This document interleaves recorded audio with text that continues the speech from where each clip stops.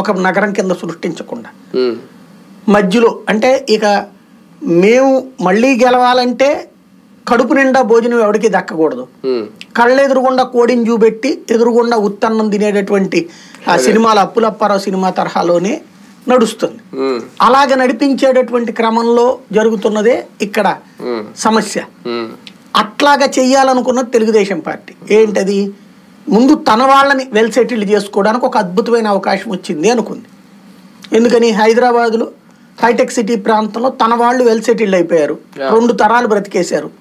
ఇంకొక 5 తరాలకు సరిపడ సంపద ఎట్లా అంటే విజయవాడ గుంటూరు మధ్యలోనైతే ₹1,00,00,000 నుంచి 10 కోట్ల రూపాయల దాకా భూమి విలువ ఉంది కాబట్టి అక్కడ పెడితే మన వాళ్ళు బతకలేరు, మన వాళ్ళు కొనలేరు.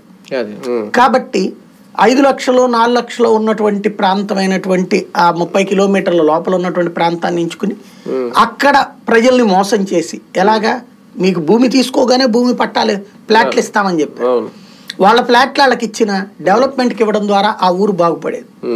వాళ్ళ నోట్లో మట్టి కొట్టారు, పచ్చని పంటలు పండేటటువంటి రైతుల నోట్లో మట్టి కొట్టారు. పైగా వాళ్ళకి ఎటూ లేకుండా 10 సంవత్సరాల నుంచి రోడ్డును పడేశారు. తెలుగుదేశం పార్టీ అట్లా పడేసింది. దాన్ని బాగు చేద్దామంటే చేసే చిత్తశుద్ధి వీళ్ళకి లేదు. ఎందుకు అంటే ఆల్రెడీ దాని చుట్టూ వాళ్ళు లక్షల కోట్లు సంపాదించాలనుకున్నారు కదా, అది బాగు చేస్తే వాళ్ళు బాగుపడతారు కదా. వాళ్ళు బాగుపడటంతో పాటు రాజకీయంగా తెలుగుదేశం బాగుపడుతుంది కాబట్టి అది బాగు చేయడం వీళ్ళకి ఇష్టం లేదు.